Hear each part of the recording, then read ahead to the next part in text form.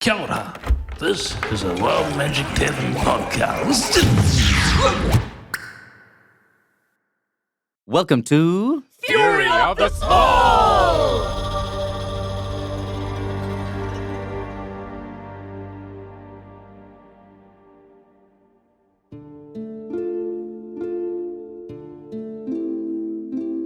5 years later. Seasons turn, Hammondell prospers. High Falls sinks further into decay, and the world changes.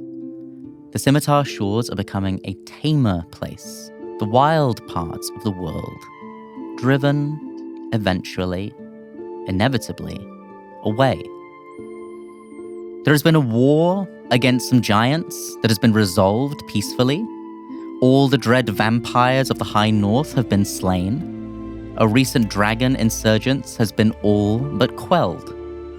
Perhaps the greatest change for your characters is that monstrous peoples, as so called, are now able to live and work inside humanoid settlements, provided that they pay the king's taxes, pray to the triptych divinities 3, and obey the laws of the land.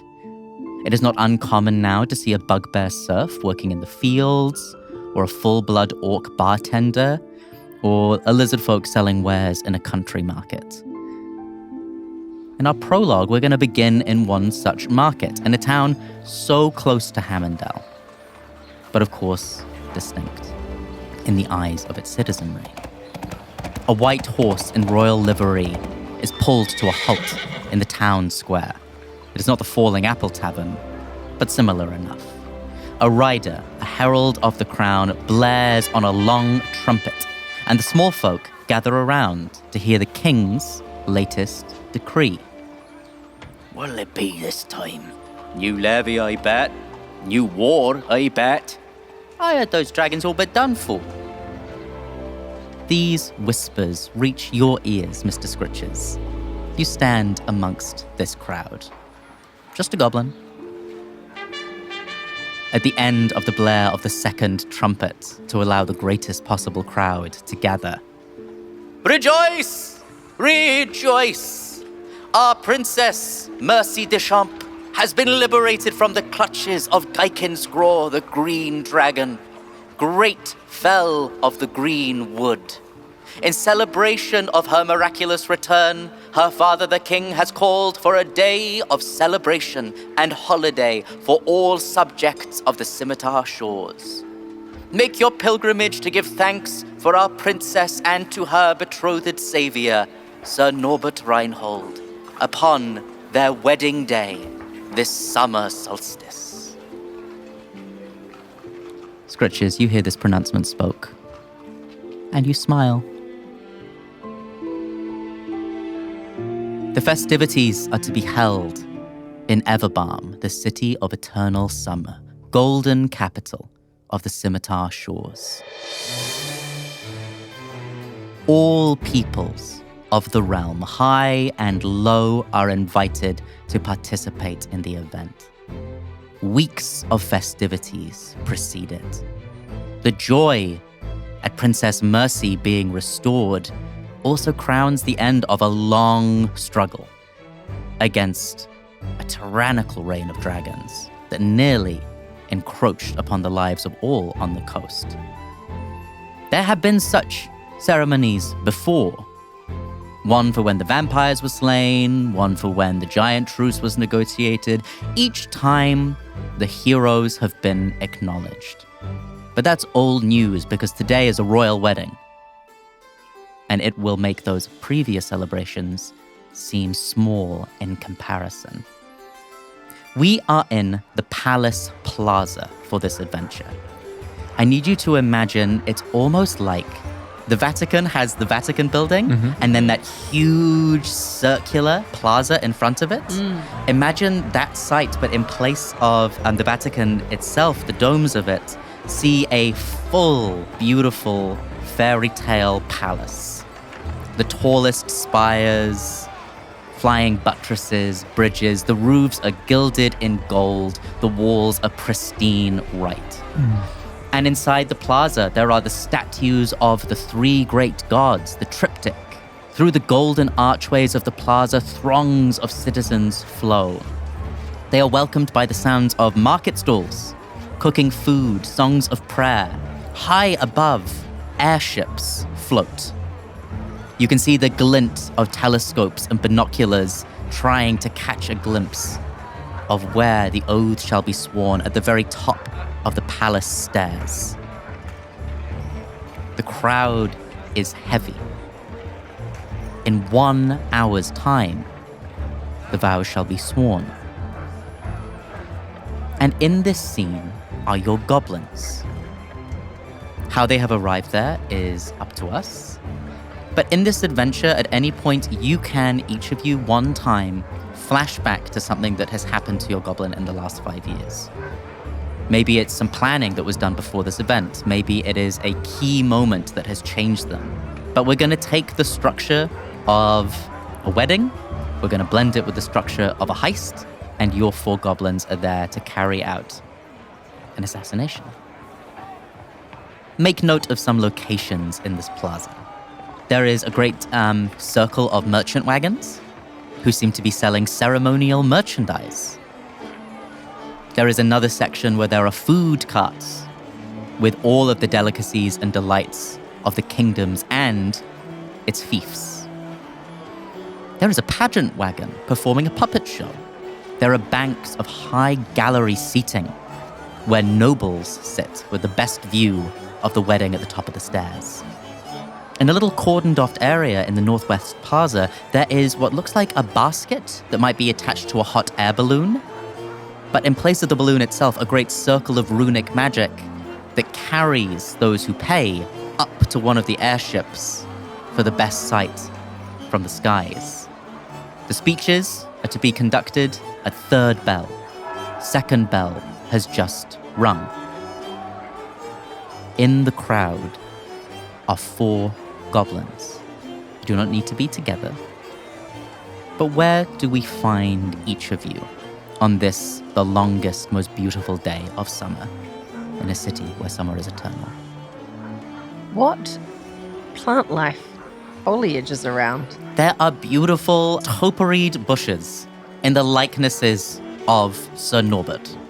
His head, the great ringlets of hair, have orange roses pressed into them to really give that distinction. His orange flaming hair is one of his finest features, as is being remarked upon by a little gaggle of widows looking up at the great green, smiling, moustached face of Sir Norbert Reinhold. Prince Norbert, I should say. A rustling from in the middle of a head and 2 red eyes open like those are from a fairy tale. Blink, blink. And then a long kind of snout pops out with gleaming, glistening, sharp shark teeth, drool coming down. And then what follows is a glass skull, as if it has been a bottle that's been torn into and placed upon the head of a creature. And then followed by 2 bat ears. Sly the goblin goes to the woman. There is a little squeal of terror, but it's immediately followed by some kids laughing and pointing. So the edge of the horror is taken off for a moment, and you see young boys and girls, 11, 12, and so nearly a head taller than you, chuckling at the funny little goblin poking their head out of the bush. I withdraw in like a cuckoo clock and scramble within the inside of the topiary to the top that I can just get 2 of my very now long, gangly goblin arms up and just poke my head out the top to watch the ceremonies. Very nice. We pan down over the crowd from this long shot. You've got a pretty good view of the top of the stairs where the ceremony is going to take place, I think. I look around for my friends and allies who I know are amongst the crowd somewhere. Beautiful. I think I have been living out of the forest basically since the events, and I haven't done this on my sheet, but I would love to have basically learned very basic common in that time. And you wouldn't see me because I'm sneaking in the shadows, but you might sense me because we know each other so well. And Smiggly has grown, not stronger, but a little taller. And where once he was kind of had a cub-like energy, he definitely feels like a fully grown fox. And he now wears that robe that he took all that time ago on the night that he was wearing that kind of fake monk's robe. He's fashioned something that now he wears almost like all black robes and clothes. And I think is sneaking around the food cart, basically pickpocketing. Amazing. I love that. Nice. I'll say that your black robe has a little bit of gold filigree on it, which you've used to disguise yourself as one of the followers of one of the triptych, the 3 human gods. Yeah. There is the Weeping Dame. You see a great statue of her who is like a crying, beautiful maiden. There is a second who is called the Stalwart Lord, who wears a great hooded cloak with a beard beneath, holding a sword in front of him. It's his guise that you're wearing. And the last is the Faithful Steward, who is a servant with a great pack on his back. He is a little bowed, always looking up toward the Weeping Dame and the Stalwart Lord. And your disguise allows you to deftly move through the crowd, cinching pockets, seeing what is there, and also scouting out to go like, what security is in place? Everything seems to be around the exterior of the plaza, but you know that on a day such as this, there are going to be those who will be there to protect the king, the princess, and the prince regent. I think I also just have an ear out, and I have dark bags under my eyes now, and they're kind of still face, but I also just have one ear twitching for my, even though he's older now, but for my still younger brother, Skree. Amazing. Skree. You see a little goblin teenager standing with a much more erect posture normally for the rest of my time. Leading up to this, Skree was like very bent over and very cowering. You see like a confident young man goblin. My hunch is that even though Skree doesn't really care one way or the other, Skree has let Scritches dress him. Over the years, I think we've remained quite close. And so my bottom half, my shorts are like a homage to the Lederhosen. So I'm wearing shorts, like boyhood shorts that are like a green velvet with white and gold trimming with like a golden button. But I've got like a linen white shirt rolled up sleeves. And I've just got my hands behind my back and I'm just looking at a merchandise table. And I'm looking at a commemorative plate of the happy couple, like a likeness of them kind of like holding hands at the top of the stairs with like celebration of da-da-da-da around it. And I offer the price of gold to pay for this plate to the person silently. For you, sir, can I interest you in any of our older merchandise, all half price? You look up and you see more mugs and plates commemorating the fall of the giants and the death of the vampires, always present in every scene, sometimes with a different adventuring party, is Sir Norbert in one form or another. And then as I look up to respond, my eyes are like 2 swirling white pearls. And I say, no, thank you. Oh, as you are. And I take the plate and on the edge of the table, I smash it. And I take the head of Lord Reinhold and I tuck it in my pocket and I walk away. As you're walking away, you hear, oh, I can replace it for you, also half price. No, thank you. And you vanish into the crowd. I think where you find Scritches is at the front of the pageant wagon in shining plate with a thick wig of orange hair and a bushy red moustache as he narrates the story of Norbert Reinhold as the puppets play out behind him.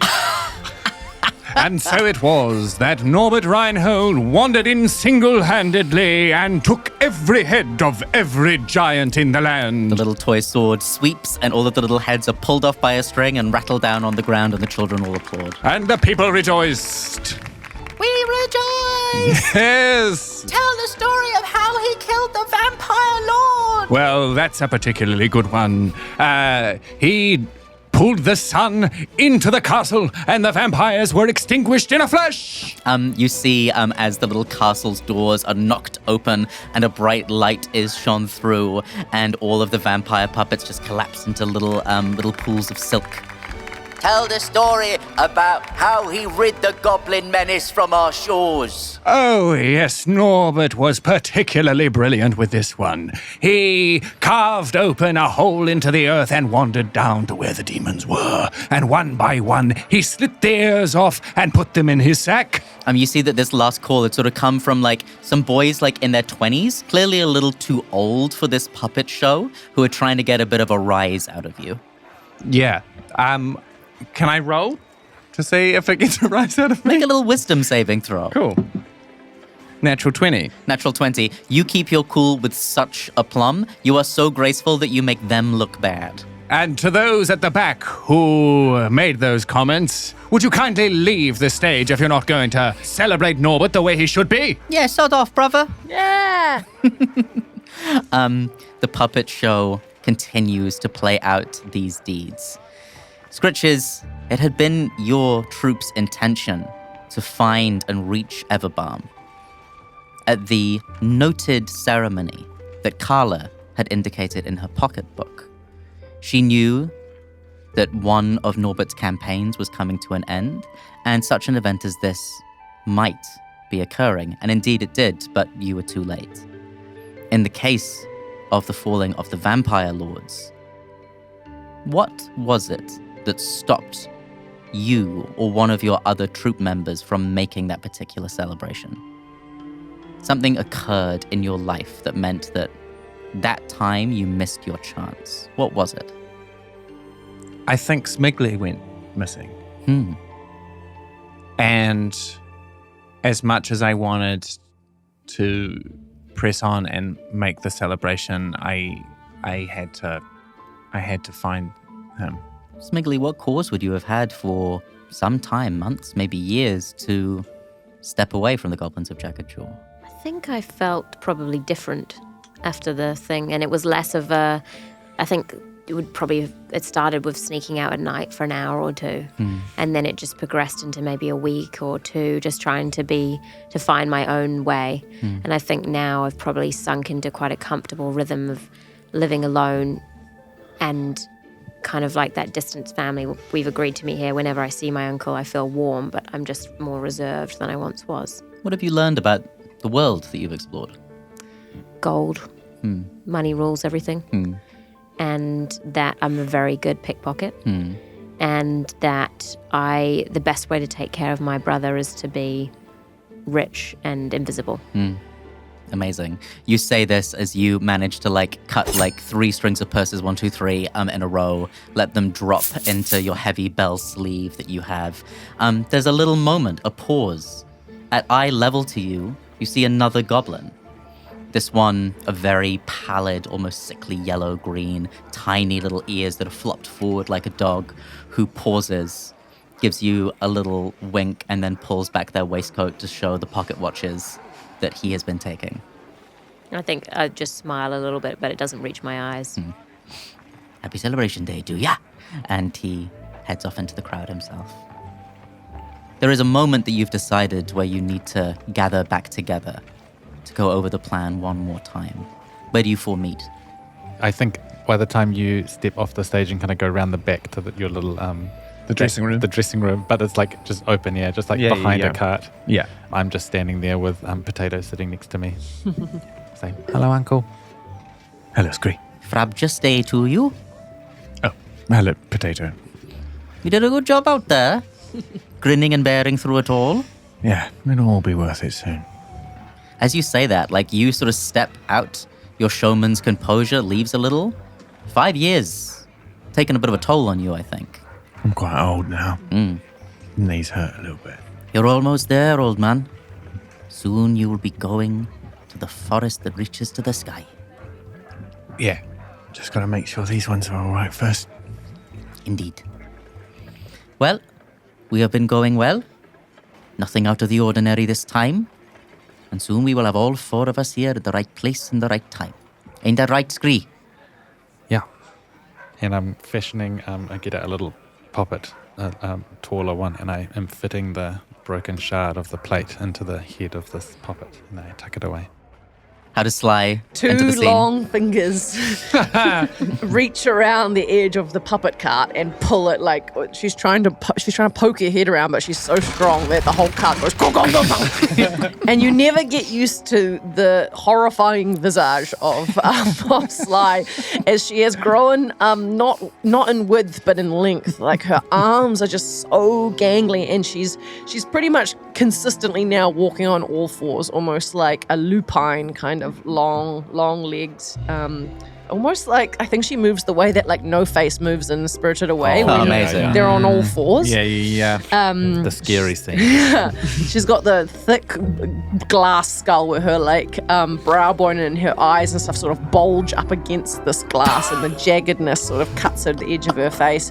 Huge bat ears behind her and big grinning teeth like those from the Alien movies. Pops around the corner and says, The Shadowrun! It's his wedding day today! Yes. A fine shot to attack today! Shh, Sly, just keep it down. Keep it down. We're just trying I to know keep it it feels low. like we're in a room, but we're just behind the car. for the last 5 years, Sly has been your shadow, I guess, just following you around. Still not much conversation comes from her, but she'll like an animal, she bounds off into the woods and comes back with hunting and kill and food to eat and things like that. And her only real talk is of the shiny one and the old wrinkled one and how we must take them out. And occasionally her mind wanders and her eyes gaze off and she talks of the missing goblin that has been taken. And very occasionally you lose her to the wilderness where her eyes glow red. And there is tales, and you don't know if you want to believe them or not, of this monstrous creature walking on all fours, killing livestock and hurting other villagers. But we've always had enough food. Is Sly like a worry? Sly's a worry. Yeah, Sly's a worry. Sly's more horrifying than you've ever seen her before, and she seems happier too.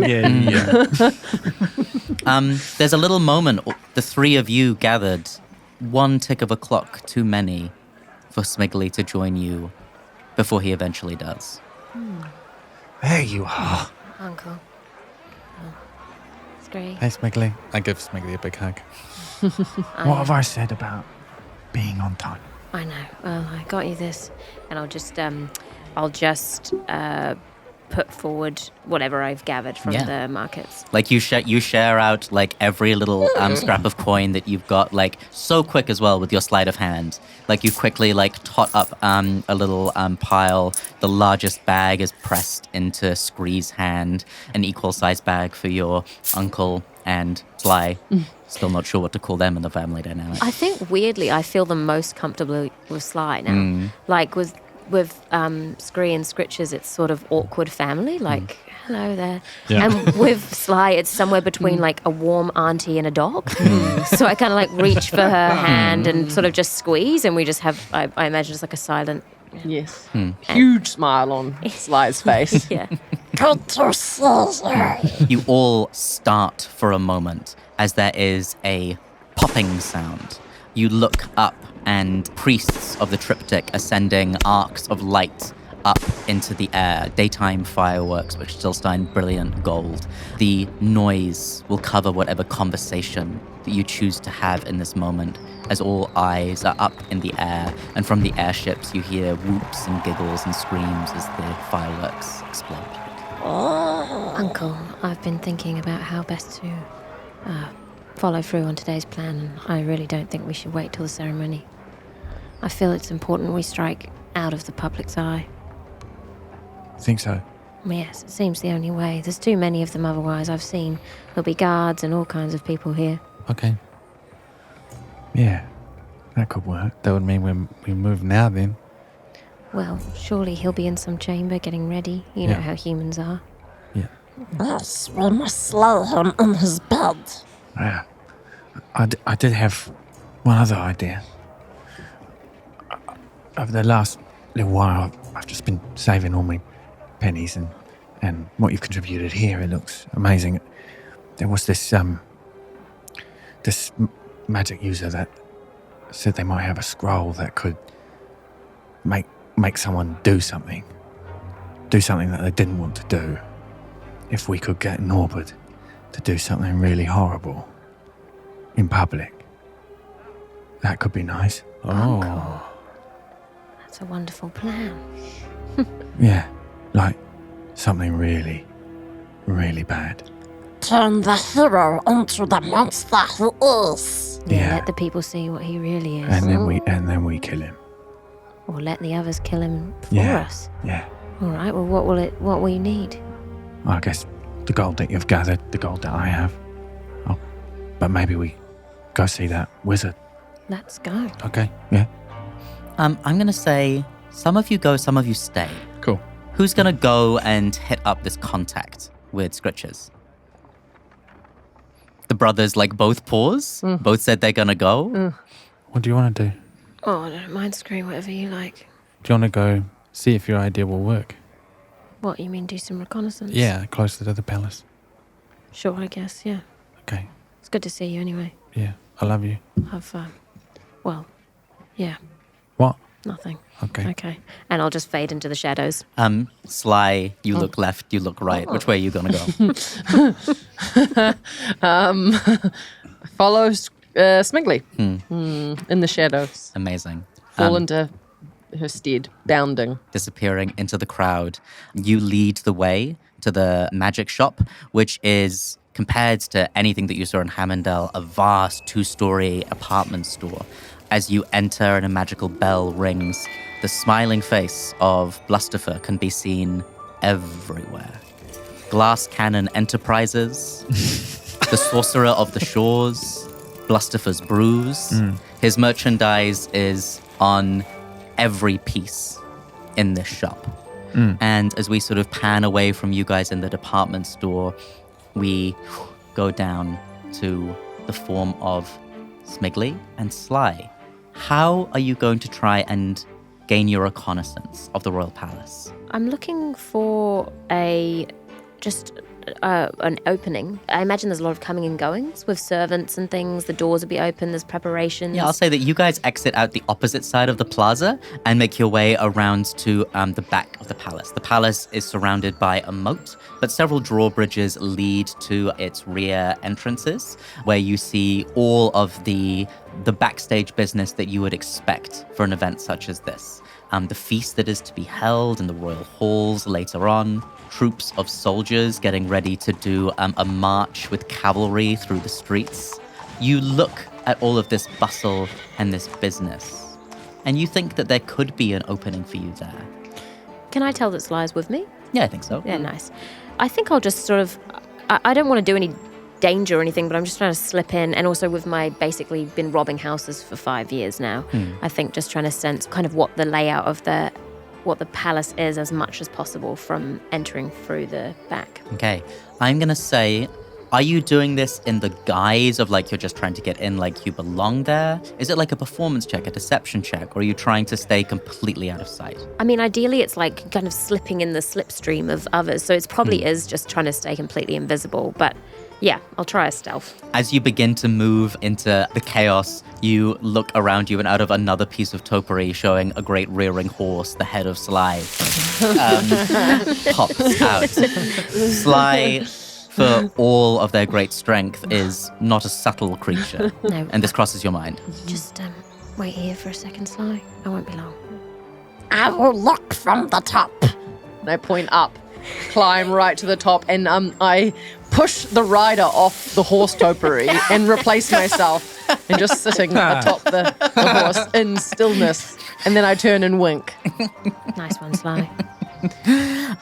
You mingle with the servantry. Make your stealth check. 19. Hood pulled up. You move between carts and wagons, crates. You hear gossip. You stay still for just that right moment. As 2 people pass, you slip out until you find yourself in the rear wing of the royal palace. A huge kitchen, 6 roaring fires with hogs roasting on them, long tables where dozens upon dozens of chefs are at work. And the gossip of the palace reaches your ears. Make a perception check for me. 4. You are It's not there a lot of gossip. leaning, listening. In this particular position where you are, the talk is about schedule and being behind time. You realize that you need to go somewhere there's a little more idle chatter. There's one specific thing I want to try and figure out while I'm in there, which is I'm looking for guards or people, like what would the exit strategy, like with a politician. If you were going to get someone out in a hurry, what is their kind of, I just want to listen for where they are, what the guards might be doing, or like what the kind of exit paths would be. I think that from here, you go like, I should make my way to the stables. So you continue through the kitchen, through, again, these just servant wings, and we'll return to you.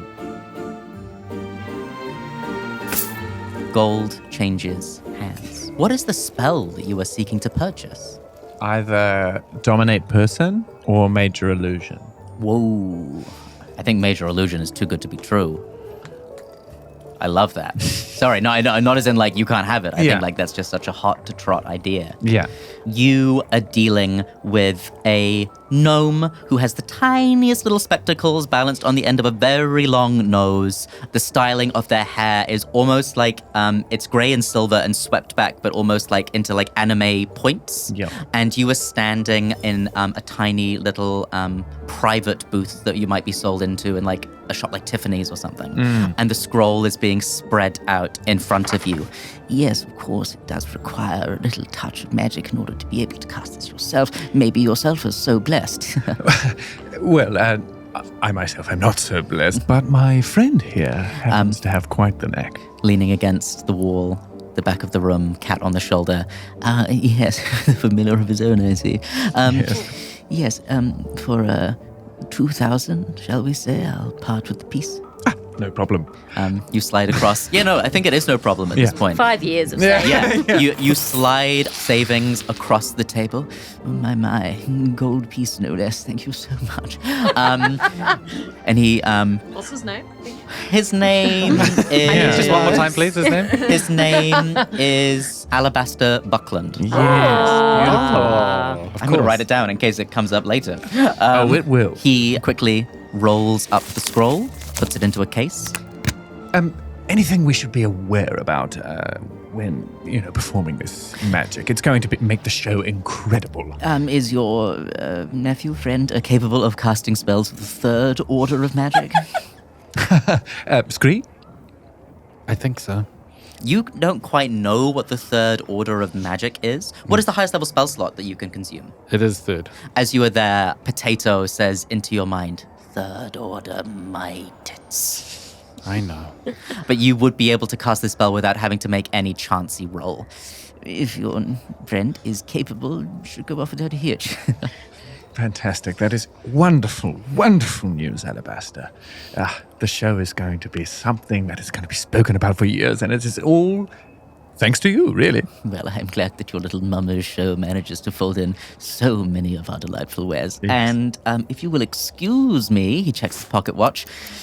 There is but 20 minutes till the hand doth strike the clock, and I must take my seat in the stands. as shall I. And Skree here. As you exit, there are magical wards being cast upon the windows as the department store is closing up shop. Yeah, cool. Great. I think we head back to the wagon unless there's anything. Yeah, do we try and find out where the other two have gotten to? Yeah. Let's find out. I'm going to go. You have one more shot to gather some information before someone's going to ask you a question, I think. So once again, you can make a perception or an investigation check. I'll make an investigation check. Make that check. That's really good. That's 27. Amazing. Yes, Perfect. There are many black lacquered carriages here set up as if for a procession. And you cannily blend against them as the coachman to and fro until you hear a bit of a fracas, a couple of raised voices that catch your long green ear. You pause and you hear the following. I told you we will not be using the fleet today. Why not? There are plans that our Prince Regent has in mind for his own grand entrance. I have heard he is not even in the palace, not since the little spat last night. voices go quiet. What's going on here? Nothing, sir. We were a jester. Back to your posts. You know that Sir Norbert was going to be in carriage, taken out around the back of the palace, and then sort of falsely paraded through the crowd to the foot of the stairs. But apparently, something about the plan has had to change. As the coachmen spread and get themselves ready to shut down this wing, the busyness begins to pick up, and you think it's probably best if you shuffle out. I'll just sort of loop back past Sly. You walk sort of like out along one of the other drawbridges, and then you cast your eye along the potpourried animals, and what does you see? One of the horses is like dead, decaying, like the tree is old, decrepit. There is like spider webs all over it. It's still the same horse, but it looks old and just every leaf is sort of grey, withered. And then you just see Sly's eyes from the middle going, We'll kill today. We'll kill today. As you look, and then sort of running in the opposite direction with shears in hand, royal gardeners running to deal with this sudden and strange blight. You and Sly Slip out. make a quick exit and once again meet at where the mummer's stall was, but has now been packed up and sort of stowed behind one of the great seating banks. The crowd is now shoulder to shoulder, fit to bursting. The merchant stalls have closed down their curtains on their wagons, and it is standing room only at the palace front. What do you think? I'll just relay everything I've learnt. The gossip. So Robert's had a fight with his bride-to-be, Yep. who's the princess of the realm. Yep. I mean, yeah, I guess like one option is to try and get close to the stairs, like where we think the ceremony is going to take place, and wait. Or we could try and find Norbert. But he's not in the palace. But he's not in the palace. I'm going to say now, it is now 1:45. Let's get inside. Let's get inside. The palace? Well, inside wherever the wedding's happening, right? The palace. The wedding is happening on the front step Right. of the plaza. Okay. I can get inside. Okay. I can't bring you guys with me. I can bring Potato. but the wedding's not happening. But I can be from one side. A wonderful surprise vantage. Yeah. Do we just all kind of get round and ready? And is the idea that we Are we going to kill this guy in front of all these people? Well, We can't get away from that. I was thinking that maybe we use that scroll Oh, yeah. and then, if there's in the chaos, do what we need to do. That is a fine plan. Where shall we meet if we get separated? Where have we been staying? Where do we want to make Mama's it? wagon? Yeah, I would say that you have secured discreet lodgings somewhere in Everbarn. You have an exit strategy. But yeah, maybe you go inside. So Yeah, I take the scroll. The scroll is presented, and there's a little moment, Smiggly, involuntarily, your hand goes to reach for it. You thought that maybe that was for you to do. Oh, it just needs to be some. What was it that Alabaster said? Skree. Something about the third order of magic or something. Yeah. Can you use the? Into your head, Skree. He is not capable. Back into Potato's head. I know Potato, but I'm not going to tell him he's not capable. He hisses and digs his claws a little deeper into your shoulder. I think my green brow just furrows, and I say, I could do it, but why don't you do it, Skree? Yeah. Where are your final positions going to be that you head to in a moment?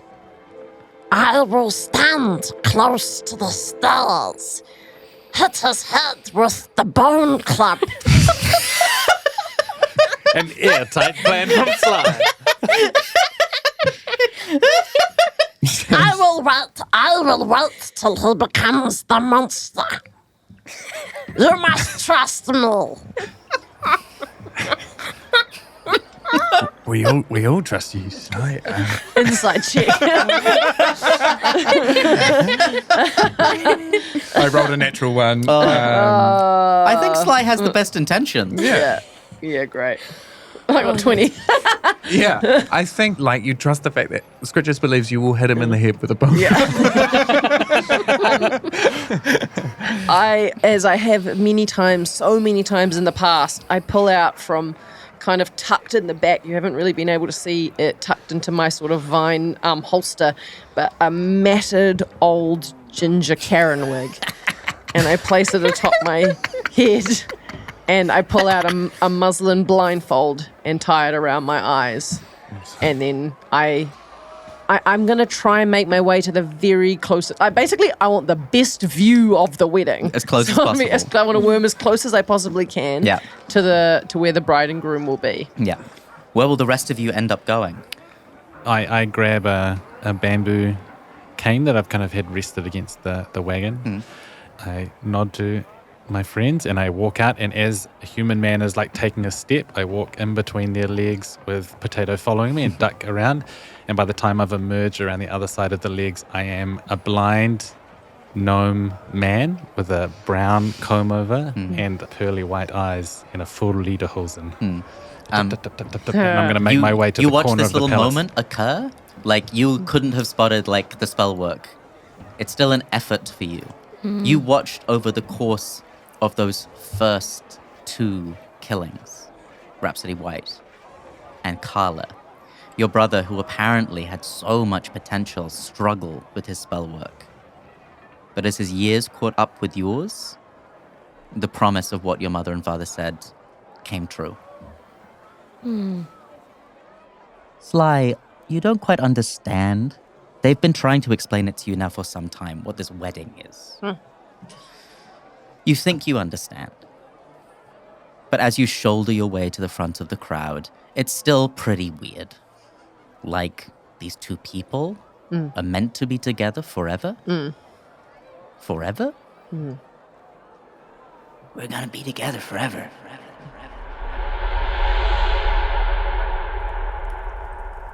You are in the fires of the den. The great burning hearth. And your peltmate, swaddled next to you, is a goblin called Sander. Sander was born in the same moon as you, so you received the same lessons at the same time. You were kept together, you were given the same medicines by Sylvie. Your parents are not as important as Sander's parents. It is only goblins with important parents that really have that close mother-daughter, father-son bond. The rest of the goblins are raised almost communally. So though you know your mother and your father and you love them very much, Sander is the most consistent point in your life. You receive the same lessons. And he's just whispered some words to you in the middle of the night. Everyone else is sleeping.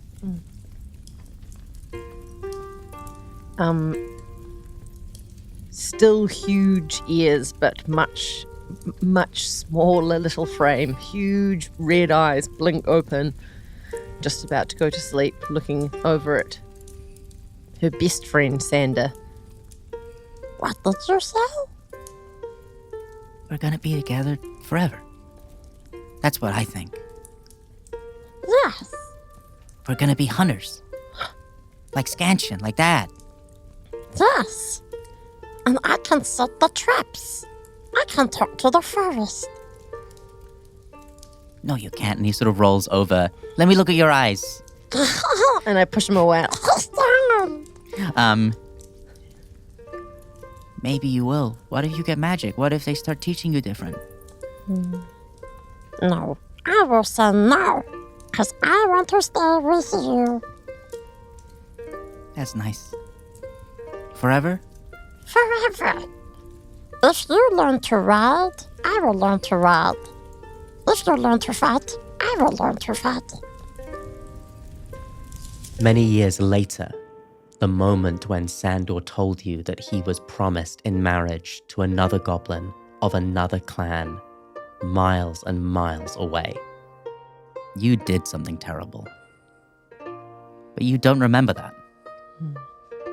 You don't even remember him saying the words.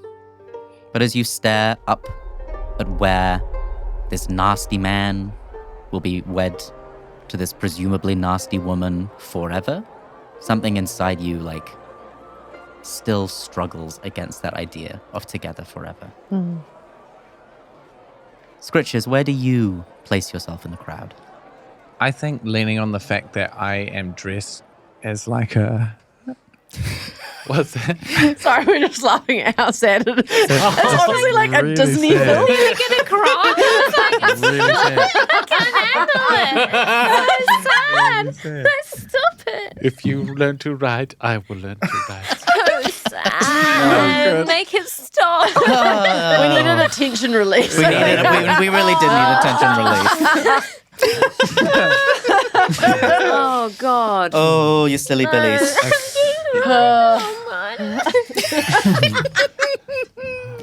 Let's watch Scritches walk through a crowd. That'll make us happy. Yeah, Put yeah, a wig yeah. on. Put a wig on. Until I flashback, getting dumped. Did I black out for a moment? Did you tell us how Mr. Scritches is dressed today? No. Plate armor. I'm dressed as a Norbert Reinhold, an identical copy of Norbert Reinhold. Amazing. Yeah. So, but like your costume, is it actually plate? Yeah.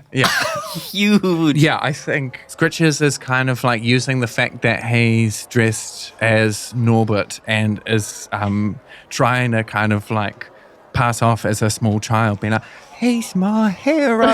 He's let me through. I want to be as close to my hero as possible when he Let the lad through. Thank you, sir. Thank you. Are you also trying to get as close as you can? Yeah. You are on the opposite side of the staircase to Sly. You look through and you see your friend. There is a tiny, as much room as can be made around Sly is being made by people. Like they are getting closer into each other's personal space in order to make space around this weird little goblin. Sly's just weeping. Yeah. Doesn't realize, still grinning, but like weeping Yes. at a memory that they don't quite understand. Yes. Amazing. And where do you go, Skree? I'm tapping with my little stick around the outside, trying to get as far to, if we're looking at the palace, at the front steps, I'm going around to the right. And then I'm trying to get to a corner where I can see into a window Yeah, with my amazing. tappy stick. Yeah. Tap, tap, tap. Yeah. And then when I do, I, what's stopping the crowd from just like swarming the... If you imagine, like the plaza, like the colonnade around the plaza is so high. We'll say that there are like walls around the palace proper, and it's like almost like Buckingham Palace, except imagine that where the gates are, there is a grand stairway leading up. So there are still walls around the exterior of the palace itself. But I will say that like you get your way to the top of one of those nobles' stands, where you manage to get a little bit of standing room. And from that vantage, you can see into some of the chambers of the palace. Great. I'd love to look into a downstairs window. And then I just look for a little corner of... It's like the bleachers are kind of going down. There's like a wall to the bleacher. And in a kind of like crack in a corner, I just step through it like it's a doorway. Amazing. Potato jumping into my hand, turning into a puppet. I walk through this like crack like it's a doorway and then appear tucked into one of the curtains that have been drawn in this palace. I'm going to say that as you take that step and that squeeze, there is a little moment where you hear Potato in your head go, they think they can. And there's a little moment where some divine magic feels like it's going to block your passage. But then Potato bolsters you in that special way that only he can. And you slip through. Gods are blind, they are. And as I am invigorated by this, I also gain, with my special refreshing step, Some temp HP. 1d10 temp HP. Awesome. Sick. 8. Yeah. Gonna need it. You are in a beautiful royal paintings gallery where there are depictions of King Heinrich, Princess Mercy, as well as their forebears and their forebears and their forebears. Wonderful. It looks like this is maybe like a little reception hall for after the ceremony. There are a few servants moving here and there, and you are just sort of pressed in right behind one of the long draped curtains. I just need eyes on the top of the steps. Yeah, from and I here. would say you look out and you see the main foyer where the royal party will be crossing through to get to the top of the stairs, and you can see the stairs through the window itself. Very good. So you have eyes on where you need them. Lastly, where are you going to be? I want to be just in the middle of the crowd, just like fully engulfed in it. I don't really mind I just want to try and, ideally, I would be like 30 feet or something from where they'll come out, but just like right in the center of the crowd. I love it. So you three are almost forming a triangle, Sly, Scritches, and Smiggly, with the man on the inside, ready and wait. I'm going to do a bit of a royal wedding now. Whoa. Awesome. Just treat yourself, I reckon. Yeah. 3 bells ring. 1 for the dame, 1 for the lord, 1 for the steward. The sunlight grows rich, golden, saturating this scene in gorgeous color. Stepping from the crowd come the 3 officiants of this wedding. A personage of each of the triptych. 1 in a white robe, 1 in a black robe, 1 in a blue. And they stand at the top of the stairs. The national anthem of the coast plays. Patriotic hands are set on hearts, and the song is sung to the triptych, to the king, and to the safety of the shores. A hush falls. Skree, you watch the bride, gowned in blue, white, and black, crossing through the foyer, her old, broad-bellied king, the father, on her arm. They step through, out, and the crowd cheers, applause. Some even weep at the sight of the princess, who not long ago was in the clutches of Gaiken's Claw of the Greenwood, a fell dragon, but now restored. The cheers are met with handfuls of rice thrown into the air, streamers fall from the balloons, trumpets blare, the anthem reaches its peak, galloping through the air on a winged Pegasus. Wings of light and fire, Such a show. hoisting a sword that to the trained martial eye is clearly ceremonial, wearing plate that wouldn't really do the job, but damn does it look good. Sir Norbert Reinhold descends on his fine greater steed. He swoops over the crowd, Amazing. circles, Is that a dips, Pegasus? and the Pegasus, for a moment, disappears, and he appears to be in free fall, which is when you, Skree, see in the foyer an old elf cast a spell with a feather, and gently Sir Norbert descends.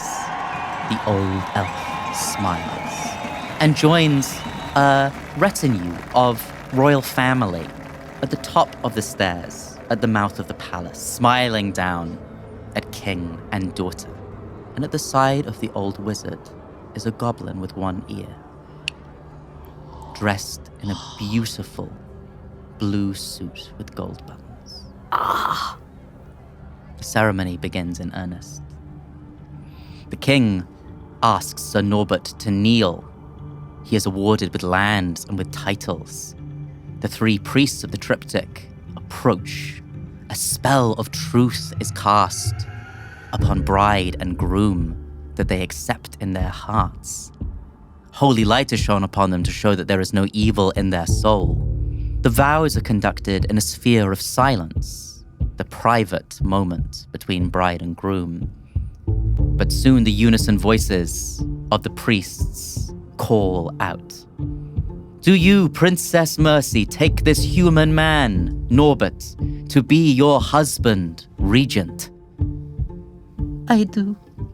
And do you, Sir Norbert, take Princess Mercy to be your wife and ruler?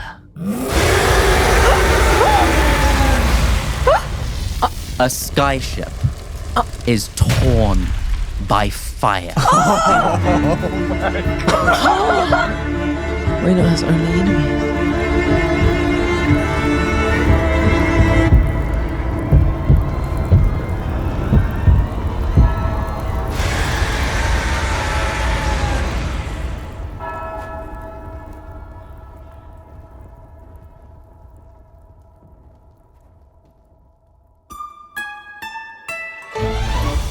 Fury of the Small was produced by the Wild Magic Tavern in partnership with the Spinoff.